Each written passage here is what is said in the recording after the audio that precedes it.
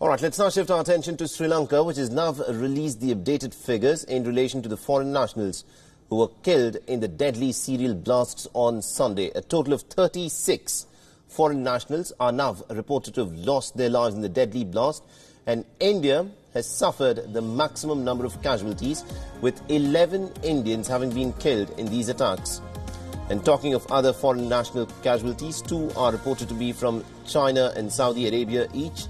3 are from Denmark, 1 from Bangladesh, Japan, Netherlands, Portugal, Spain and the United States.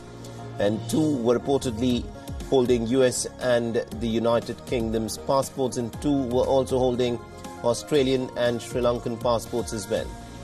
The bodies of at least about 13 foreign nationals have been repatriated back to their home countries.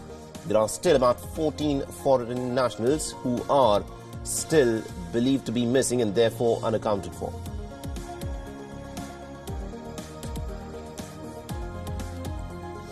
And also my colleague Siddhant is of course joining us on this big developing story. Good morning to you, Siddhant. Now, the confirmation has come through that about 11 Indians are believed to have been killed in these deadly serial blasts that took place in Sri Lanka.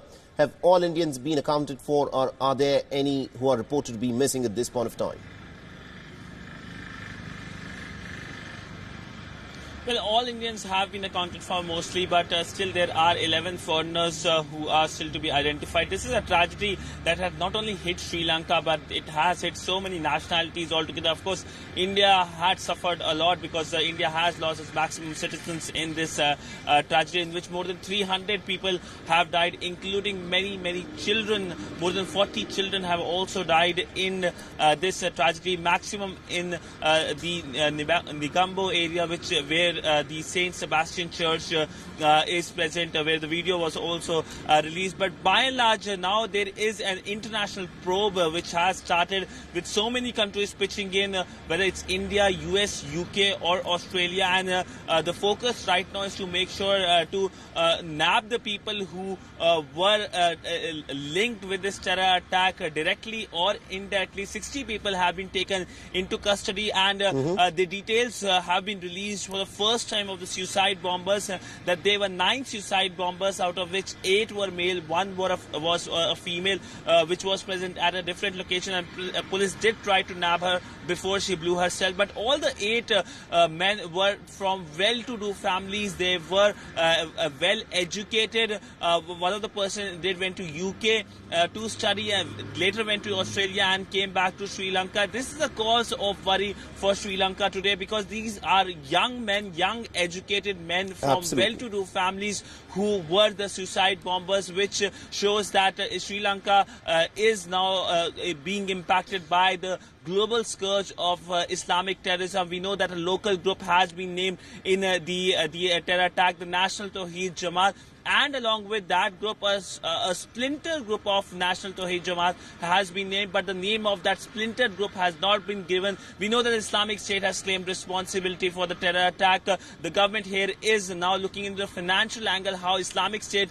could have funded the local group here. But by and large, this is a country right now in stress, and of course a lot of tension as well. There is of course political chaos as well. We know that this government versus opposition which is happening, given the fact that there are, the Deputy Defence Minister yesterday said that there was clear lapses in response to a question saying that there was intelligence available, but he himself was not notified. So clearly someone has to be blamed and take the responsibility, but right now nobody is doing here, at least in Sri Lanka. Absolutely indeed, and there are several loose ends in this investigation that is still continuing. It is a splinter group of this Tawheed Jamaat, we're given to understand, is the one that actually carried out these attacks, but ISIS has also claimed responsibility. So has the investigation at this point of time, it's still early days, but have they been able to establish the links between the ISIS and this splinter group of Tawheed Jamaat? And one of the issues that was being talked about in the immediate aftermath of this attack is, how could anyone have sourced all those explosives that have now been found in Sri Lanka into Sri Lanka? Were they locally sourced, or were they purchased and assembled outside of the country, and then brought in? Any light that has been shed on this aspect, Siddhant?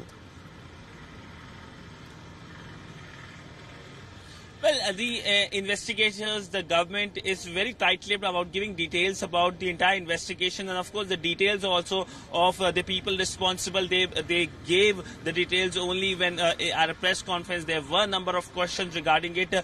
Yes, of course, there was the large quantity of bomb which was kept in safe houses across Sri Lanka. It's nearly impossible to go this large to make sure that this large quantity is not detected, but it also shows the failure from the authorities here, because they could not detect that there was such a huge quantity of explosives present in Sri Lanka, and they were easily transported across the city. But now the government is, of course, not only counting the losses but making sure that there is no repetition of such kind of incident here in Sri Lanka. Of course, the government is totally taken aback and of course is in a state of shock along with the people here in Sri Lanka. But now they are making sure that there is no repetition, and they are making sure that the people or the ideology which was responsible for the attacks which took place here in Sri Lanka is controlled. Of course, the government has publicly accepted that the New Zealand attacks played an important role, in a sense. They provided motivation. There were no direct linkages, but they provided motivation to the local groups. Other than that, the government has said that they will be coming out with details very, very soon. By and large, it's a countrywide manhunt which has started across the countries, and of course here in Colombo, to make sure that the people responsible for this terror attack are brought to justice, and of course there is no repetition of this terror attack. Absolutely indeed, Siddhant. We'll have to leave it there. Thank you very much indeed for joining us from Colombo and getting us all those updates. Now, this of course is a big story that we will continue to track. The details in terms of what was in fact the motivation and how were the logistics of this attack that was planned and carried out are in fact still emerging from this from the investigation, and we'll be getting you all the updates as they emerge.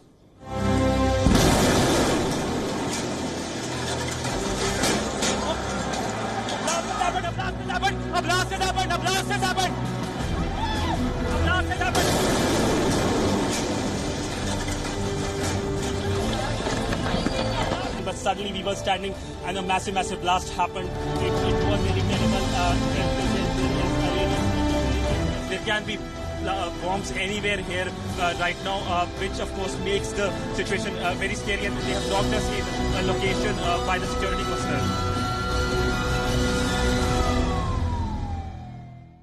All right, let's now shift our attention to some other stories now, where the killing of James Byrd Jr. in 1998 is regarded as one of the most notorious hate crimes in modern times. Now, 21 years on, the main culprit, convicted ringleader John William King, has now been executed.